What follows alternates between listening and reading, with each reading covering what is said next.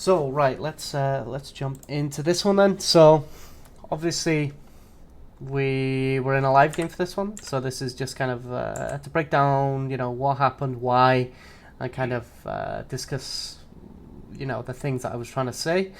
Now, though, in terms of your trade windows, there were a lot of times in these games where you had windows to trade and you just didn't. But we'll go over it. So obviously Caitlyn outranges you, so it's kind of had space here. Let me just get my pen out. So it's a little bit difficult space here, but here, like we can't do that much because we got Q. But even this little bit of poke is fine because now, as you can see, we're slowly winning this trade, which is obviously good. This Morg is kind of bad, but this is what I mean, right? So here, for example. Like the Caitlyn, look at what's happening with the Caitlyn. So where is the Caitlyn just clicked? Back towards the back brush. She's just clicked here. Morg is here. So have we ever discussed parallel laning? I don't think that's Nope. the term we used. Okay, so parallel laning is when if you're playing, say, support, like Triangles. an ADC. I guess triangles kind of works out. But it's known as parallel laning. So if this Kate was up here right now, if this Morg walks forward like this, that's fine because Caitlyn can also attack you there. Now the thing here is Caitlyn has just clicked back here. So what we need to do is, I'm not sure if this is a case of you just weren't focused enough on the Caitlyn because you're focused on farming or what. But right here, you don't have any minions that require immediate action. This one's going to drop low, sure, but it's not really going to matter that much in the grand scheme of things. But the Caitlyn's just clicked back here. Now because of that, Morg has come here and we have a ward in this brush. So this ward means that we here should go super aggressive on her and just hit her, just pummel like autos into her, because Caitlyn can't respond with anything and we're going to win a massive advantage. Most of the time when you're playing bot lane, especially since you're trying to push into kind of diamond, you'll find that the skill disparity between ADCs and support is much larger. Now this doesn't mean that ADC is much harder, actually it's the opposite. ADC requires a little bit less game knowledge to carry on in comparison to support. So what you'll see is issues like this will come up way more, but look how long it took us to respond. Like, we're clicking all the way back here. Like, oh, not here, sorry. We're clicking like back here for no real reason, and now she's walked back, and then she does the exact same thing again. So, again, see, she does this. Look at Caitlyn. Look at where she's looking. She's just clicked here. Like, she is griefing massively, but we're not punishing. And it was only when I told you, attack her, that we actually did it, So it took ages. And now Caitlyn's had time to respond. But see that? She's only actually managed to get one auto and a Q into the Soraka because she was just way far back. Now, this should have been a trade that we should have won pretty hard, but obviously we didn't because of said reasoning. So those windows, those are the windows that you have to seize and you have to abuse. Because the thing is right now, like this high plat region, you're already in diamond games, as we saw from the games that you're in. So now what you have to start doing is, even though you're only in plat 1, you have to play as if you're grinding for masters. Now, grinding to diamond, you can play just punishing mistakes and that's completely fine. But when you're grinding for masters, you can't. You have to create mistakes for them. So unforced errors versus forced errors. Yeah. So either way, so we tether away from the Morg, which is good. Want to make sure that we're doing that permanently. And now we have E. So, like here, for example, see, the Morg Q is down and we didn't really go up. Now, even though the wave is a little bit big, we can at least get a little bit of trade onto the K, even if it's something like a Q, some autos, and that's what we need. Instead, we're putting our Q into the wave when they're one of their main spells down, basically. Like, Morgana has pools as well, I think. I think she went QW. So, she's not doing shit here. And see, here, this is gone, but so this is kind of one of those where we could have potentially positioned a bit more aggressive, but it is a little bit risky. So we don't have a wave here. So what we either do in this position here is we either walk back to our wave, or we play for side steps, right? So right here, we're not really able to walk back, but what we could have done is walk forward, because we can see that she's looking for a Q, right? So if we start walking forward and she throws this Q and misses, we're going to kill her. Or we're going to get a big trade on her as well. Now, this is a little bit risky because you have to actually be able to position and move properly, but You know, like right here, see, now we're trying to run her down, but we don't actually manage to get on her because we're so far back. So it's something you can do. Obviously, that's not super mandatory right now, but it can help. And so this was okay now. So we're just farming this out. This was a little bit rough. We just shouldn't have put that auto. So here, this is fine because we're in a really good spot now. Now, why else is this a really, really good spot for our wave? What do you think? I think CS can't get ganked. Okay. What else on the map is telling you this? Like, what information do you have? Strong side jungle. Yeah. Or weak So side jungle. yeah, your jungle is in the top side of the map here. So you holding this freeze here, well, not fully freeze, but holding these minions here helps a massive amount. Right. So this is okay. We don't know if Morgana's backed. So we can't really walk up too aggressively because if she has... Now this was bad, right? Because right here, you've got a freeze. This is good for you. But now you trying to get a little bit of poke on the Caitlyn and then pulling your E back as well, you just kind of screw the wave. Because, like, it's not just the fact that you Q'd and then E'd. It's the fact that you now can't alter the wave without doing AoE because of your feathers. So this was really, really bad. Because we could have just held this for a long, long time. But now we can't. So,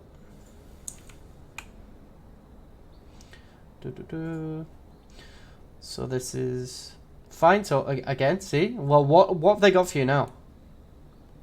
Now, what else? What other lane dynamic have you got in this lane right now that is your advantage? What does Morgana do? Poke / catch. Okay. What else? What is her E? CC reduction or negation. Okay, so the thing that I was hinting at is she has shield. Obviously, that doesn't really matter for your auto attack damage. It's going to matter for your root. But the fact that she has a shield and you have heals mean you have more combat power in the lane because you have significantly more effective HP. So you have to abuse that more. Am I really allowed to trade with Caitlyn considering I'm in front of minions? I mean, if like in this window, so right here, of course. Right here, you should be, you know, like waiting for this to land on here and then walking up. Because she's not going to be able to CC you or do anything here. And the wave is pretty even. And you've got a Soraka to heal you up. So this is another window where you could have actually abused the fact that Morgana is just randomly throwing Qs for no reason. And that's something that you should have been looking to abuse. Like, unless the wave is too big, which here it really isn't, you know. Like, what's Morgana gonna do? Put down that like little pool, and you're gonna get tickled a little bit. But no, not Morgana pool. I don't really give a shit about Morgana pool. I care about Caitlyn QE. Okay, but that's very easy to dodge. Like Caitlyn's Q is very easy EQ, to know the animation. sorry, EQ. Okay, but we just have to position around at E. Like right here, we. I thought you can't really walk past minions though. I mean, no, but well, I mean, it's fine here. Like if Caitlyn's if Morgana's Q's down, then Caitlyn's E isn't going to be as big of a concern. So the thing with Caitlyn Morg, the lane, the reason why it's so strong is because it's not because of Caitlyn's E, it's because Morgana lands a bind, and then the bind goes into a Caitlyn trap, and then Caitlyn gets her E as well, double headshot into Q. Like, that's why the lane is so deadly. But if Morgana's missing her binds, you're never going to get caught by Caitlyn trap, and then you're going to be able to outdamage her. No, I'm not worried about Caitlyn trap, specifically her EQ combo. Yes, but you're going to outdamage that. Trade if you're walking. Like here, for example, like this was okay, but like we also have a cannon to claim. So the reason why this is a bad trade is because your cannon is full HP nearly, and she's already cleared her cannon. Which means in this moment, she doesn't have to choose between trading with you or getting her cannon. She can just freely trade with you and do a massive amount to you, right? Like here, she's just allowed to free trade. But your damage, like, let's say, for example, your full combo is going to do 200 HP, and then her EQ is going to do 300 HP. This doesn't matter. What's my full combo? W auto Q E. Yeah. Okay. So let's just say theoretically this is the damage ratio. Now, even if she does 300, if the Soraka then heals you for 200 HP, you're still plus 100. So, and then slowly you just win trades like that. Like, slowly what will happen is Soraka will just keep healing you up, and you'll keep getting more damage off in trades in the long run. Whereas she has no real way of healing. Not early, anyway. And then, like, even say there, see? Like, what's this Morg doing? This Morg's just ran into Alcove. So, first up, this is kind of bad because one of the main things that we're doing is we're positioned down here when the Morg is here, so we're not actually tethering her properly. So, since she's in this brush, we should be in this area around here. And then as soon as Morg makes this mistake like this, we just walk around into Caitlyn and we get a good trade-off. So, you always want to be looking to tether away from the support. And then when the support does something stupid like this, like, what is she in the alcove for? Like, there's absolutely nothing in there. There's no reason for her to be there. But we don't really manage to get that much on Caitlyn because we're not positioned in a way that we can. And then here, see, we get a decent amount, but then it's like, why did we back off here? I mean, the wave is a little bit big, sure, but like, Morgana has nothing.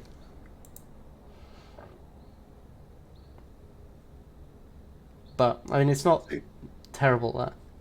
I see. We could have maybe got a little bit more, but...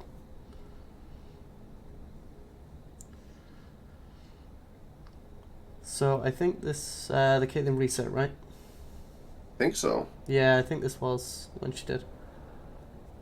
This is fine. Like, we've got boots anyway, so this is good reset timer. Right, so now, what did she buy? I think Noon she... Quiver, I think. we did see, yeah. Okay, Noon Quiver, okay. So, that's very bad for her. Especially considering... So, what we could look to... Like, one of the big things about this window now is... What does this window mean? So, she just bought Noon Quiver, right? So, what does this... what should we be thinking in this moment? You can shove waves harder. I guess, sure, but that's not... the biggest bonus for Noon Quiver. Yeah, but that's not gonna really influence the matchup too much. So we let this wave pull in, and then we look to push out. What happens if we take a fight on the push and the Caitlyn dies? Oh, she has no move speed whatsoever. Okay, so that's one thing. But what's she gonna buy if she recalls? Boots. Okay, is that what she wants? At some point, yeah. I think it's pretty troll to go straight Gale Force. I mean, yeah, but what else does she want on the back? Like, what's the main thing she actually wants to get on the next back? You're probably looking for the answer of pickaxe, right? I mean, it's yeah. a whole 875 gold, but yeah. Okay, I see. Yeah, I see. Okay, yeah, I see where you're going. Yeah, so she needs 875 gold now to reset because she's trolled her build. So this is now another window that we can look to abuse. If we can look to kill her on this, then she's gonna be miserable resetting. So this is fine. We let this pull in. But I mean, we could have got a little poke on Morgana there, but it's okay. Like, just because the wave is big, it's the only reason why we have to be careful in this moment. We ganked here. I think so, yeah. Which, I mean, Hecarim is topside, so we kind of knew the Kindred wasn't there. No, I think we get 4-man first. Yeah, I think so. Okay, no, Vega's not. So here we can agree for that. Okay, so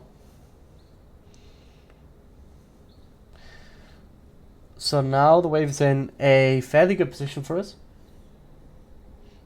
And this Morgana is very low on mana, okay? So, as soon as... so that Q was just grief. But So, what do you think was the issue here? E. Not entirely. What do you think was? Let's watch it again. Okay. So you got Straka behind you. Okay, so never mind the Q. We know that was a mistake. You implying I should be hitting Caitlyn? Yeah. Why? Because Morgana's Q is gone now. Who is the carry in this lane? Who's going to do damage to you? Caitlyn. Yeah. So right here, what we should have been looking to... It's a 1v2 on Morgana. No? I mean, it doesn't matter. Like, Morgana isn't the main target. Like, her Q is gone. So her effectiveness has gone down way down now. Now, this side step if we kill Caitlyn, what the fuck is she going to do? I'm going to be full health. Wait, what, sorry? If we kill Morgana, what the fuck is Caitlyn going to do? I am going to be full health. Yeah, but so right. Soraka. So let me explain where I'm going with it, and you'll see why the thought process. So Morgana's Q is down now, right? We step up, which is very good. This was a good step, especially considering they're overextending in the wave. What we should have been looking to do here is just instantly drop... Ooh, I don't know what happened there. Is just instantly drop the exhaust on the Caitlyn and then just go crazy on it. Like, get as much damage into her as possible and just, well, potentially kill her. So then, she's going to reset without 875 gold, and then we can kill the Morgana afterwards. Like, if we want to win this 2v2 here, we just kill Caitlyn. Like, we have more HP anyway. We have more effective HP because of Soraka, and the Morgana has no way of stopping the Soraka walking up because she's just wasted her Q. Now, the problem is, we go on the Morgana, and not only that, but our feathers are in positions where we can't really do that much to her. And now, look what happens. We get exhausted by the Caitlyn, and then she just rains down on us. But look how close she is here. This should have been a free kill. Like, we kind of griefed by not just going on her. We actually positioned away from her. And now, our feathers aren't even in a position to do anything. And then Morgana gets a black shield on her, which is way too late. At this moment here, like, Morgana is stepping away, and she didn't even think to black shield the Caitlyn. Do you see what I mean? Like, the Caitlyn should have straight up died there. And then it wouldn't have mattered that the Kindred came because Caitlyn would be dead. And then, I mean, Vega came as well, which was definitely interesting.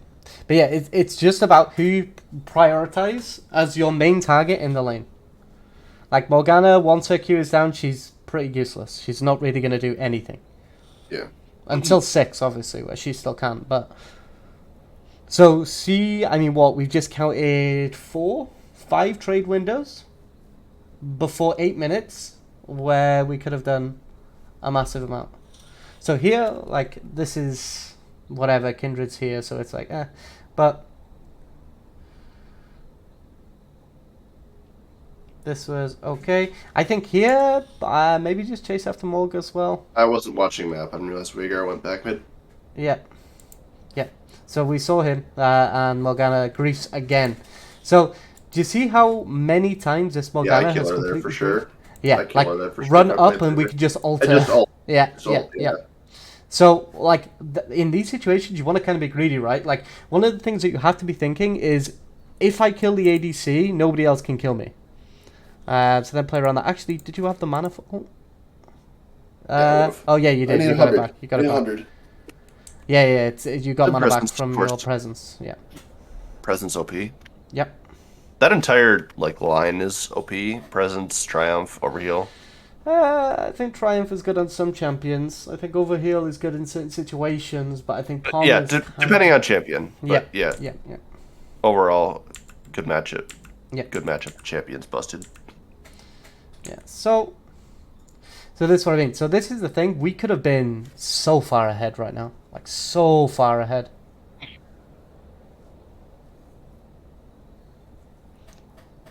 So here, like, the wave is too big, so we don't really want to late. do too much. Yeah, it was a very late E.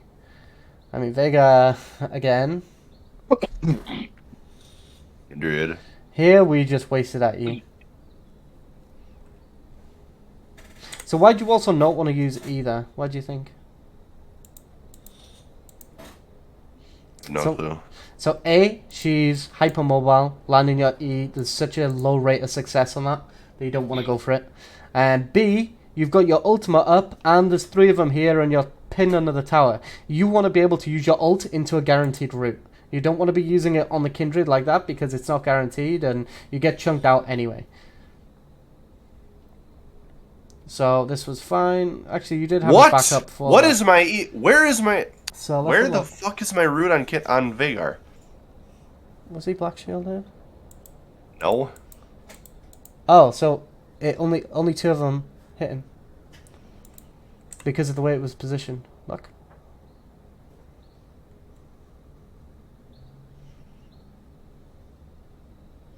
So see, we position it like this. Should have been more to the left. Yeah. Otherwise, if we would have done it like this, then we just get a double kill here, and then we could have maybe even killed these. Maybe not without Triumph. I mean, if they dive you, maybe, but either way, that could have been 2 kills. So yeah, we can agree with that a little bit, to be honest. And then the good thing is, once we get Essence Reaver, we can just hard force waves in. The lane dynamic kind of switches, and we end up getting the push into Kate. And then, like, this was okay-ish. I get pinged. Yeah, Soraka pinged it. Yeah, so that's the first one that she landed all game. But yeah, we saw it.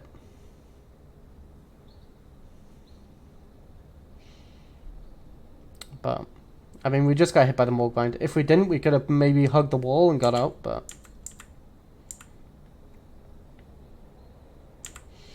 so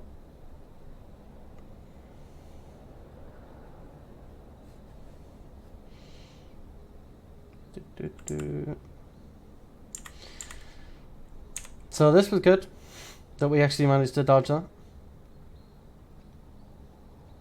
And then Caitlyn gets melted. There's missed, so yeah, sad. we did miss route again though, which was very unfortunate. So we have to stop taking the like 50% routes.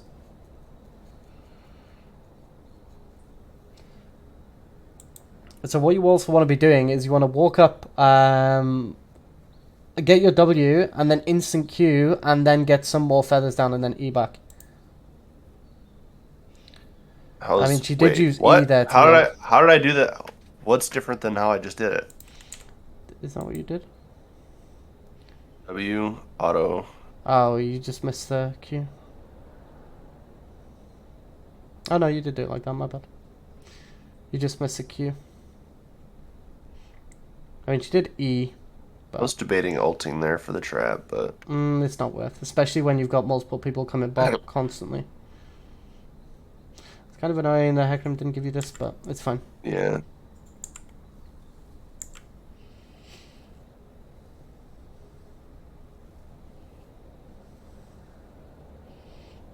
Okay.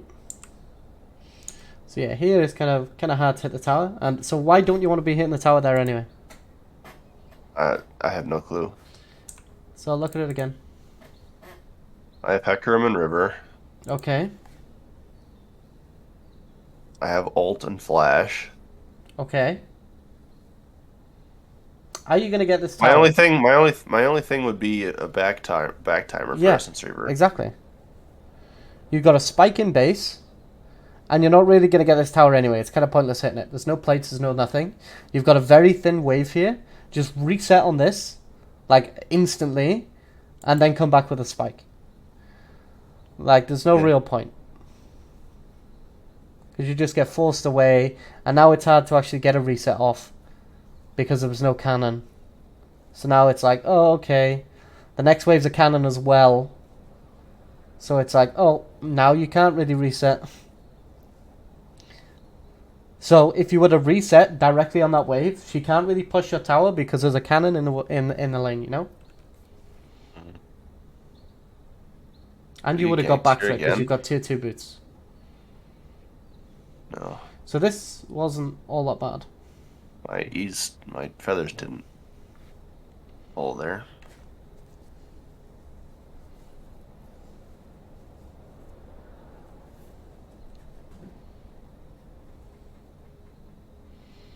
So that was whatever.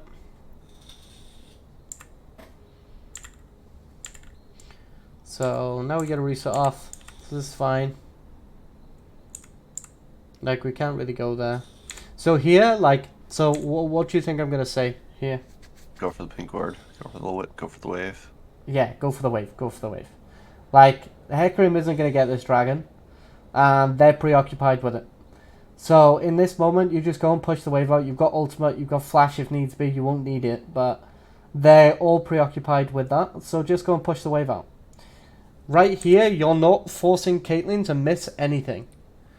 Like, you need to be punishing them for going for dragon without having lane prio. Because right here, you know, you can make them lose an entire wave here. Which is very, very good, because it's a cannon, right? You didn't make them lose a wave, and they still got the dragon, so we just gave her 2 wins, you know? Yeah. So, if you can't contest an objective, don't try. Like, doesn't matter if your jungler's spamping and you just don't try. Like, you should always be looking for prio first. And then... So, yeah, so here, so A, we should have got exhaust on Kate early. Yep. So we know that they're going to fight here, right? So this is okay, this is okay. So here, exhaust Kate, like, she's just used Gale Force. We flashed. I don't know why we flashed. Like, the flash was a little bit grief, I'm not going to lie. So here, we start a fight. We walk up, we exhaust her, and then we ult, and then we walk back. And even though we get rooted, we then just pull our E through. And then we would have actually managed to kill Caitlyn here. Like, we would have managed to get that kill. Whereas instead, nothing really happened. Like, we blue flash for no real reason. Yeah. And then, yeah. Because also, when you ult there, it also stops the Morgana following up with a Q. And it also stops Caitlyn being able to land a trap on you instantly. So you want to, like, pull your ult out as soon as you're about to get rooted up.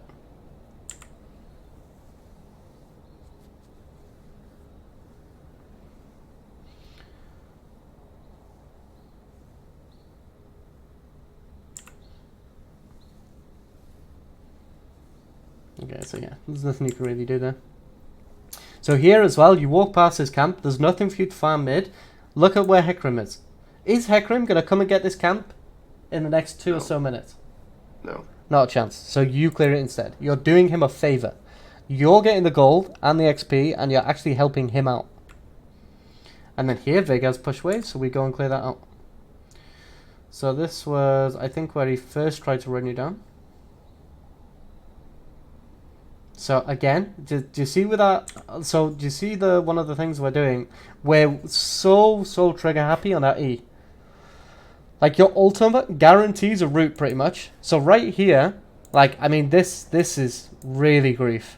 But yeah, that was me just like snap ulting so I didn't die. Yeah. So I mean, it's just you have to just get used to it. Like, you should prepare to ult his ult as soon as it kind of comes out anyway. But your R needs to be the right way, because right here, if you would have held your E and then he ults and then you've got your ult here, you just E him back and then you just run him down. Like, he 100% dies because his ult still goes on cooldown. Yep. But now he's free to run, so you can never catch him. So yeah, so ult placement is super important on Xayah. Like, you have to learn that. This Soraka was a god. This was kind of grief, because nobody is around here. Hecarim's top. You've already got a ward in this bush. The ward was already kind of risky, and the fact that you got it is like, okay, nice. But now, why are we staying around? So it's like, there's nothing for us. Lack of map awareness, really. Yeah, well, I mean, that's one thing, but I mean, it was decent exhaust, but I mean, that did lead into kill, kind of. Actually, no, this wasn't where kill popped off. So yeah, but what else do you notice about this moment? What else is happening on the map? Hecarim's top, that's all I can think of. Well, Okay. Hecarim's top, cat's bot. Okay, what else? El's far away. What other information have you got right now? Drag spawning. Okay, but not for a while. It's not 10 seconds yet. What else? What did we speak about like 5 minutes ago? Around the dragon fight. Oh, if you can't contest it. Yeah. Fiора's pushing mid. Yeah, exactly. Fiora right now is pushing mid in, which means there is going to be a wave here for you to farm in a moment. So we just go and sit by this tower where we're safe, we wait for it to push that wave in, and then we push that out. Like, we can't really contest the objective because Hecarim is top. So then we can push that wave. We've got a ward here. So this ward is going to be important. Instead of walking up and dying here, we let the wave come in. We clear it. We get this tower and then we path up this way where we know it's safe.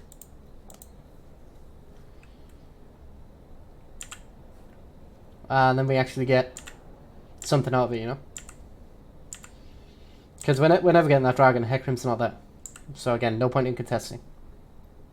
No point in contesting vision because there's absolutely no chance you get it. So here, this is again just contest for mid. Actually, let's have a look at this fight. Actually, we weren't even really in this fight, were we? Like, we were clearing bot waves, which is completely fine. So this was another one of those. Or ulted too early. Yeah, but thankfully, Soraka is a beast. This champion is not balanced. So yeah, here, this is fine. You only really want to get the tower at this point because it's 23 minutes and you don't want to lose. Yeah, it's just free gold. Yeah. So this tower goes down. Really nice. This fight ensues. Again, see how we're really wasting at E? Feels like sometimes we're just pressing at E because we can, rather than because we should.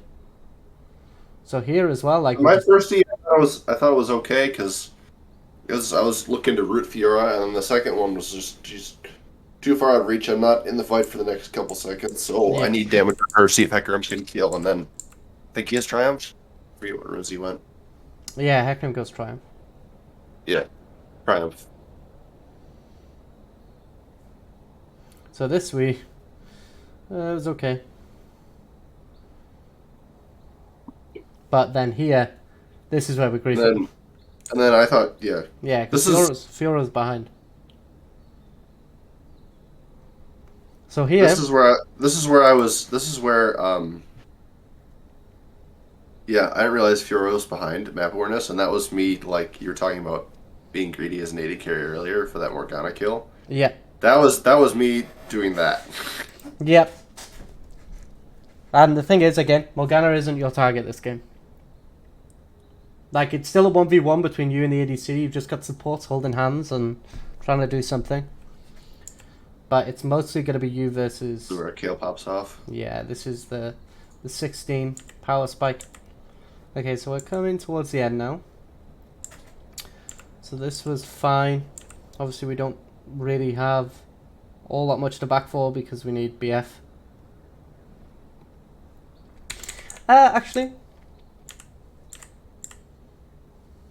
No, it's too late.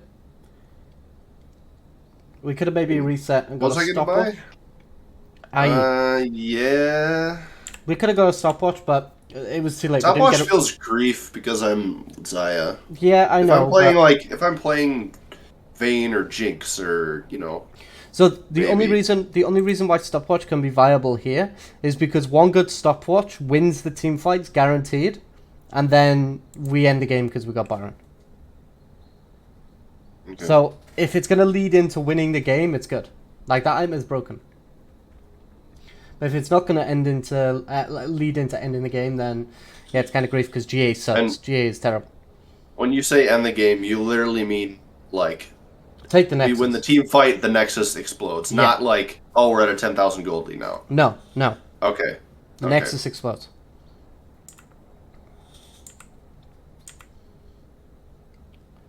So this is fine, and then we kind of pop off, and then we have it. Demonstrated I'm not complete dead weight, even though Yeah, I mean, we still did something. We still did something. But yeah, so overall, like I said, the main things to focus on is your trade windows, especially a bot lane. You see those key summoners used, or not key summoners, those key abilities used. You have to look to punish it. Your positioning throughout the lane in general. Just make sure you're always in a position where you can punish. Now this lane, it is a little bit unorthodox or different to the norm because you have a Soraka. Yeah. But that's just the way you have to see it. You have to just know these intricacies of each kind of matchup and each lane, especially when you've got heals into shields. That's usually a really, really big sign. Same as if you've got something like a Nami.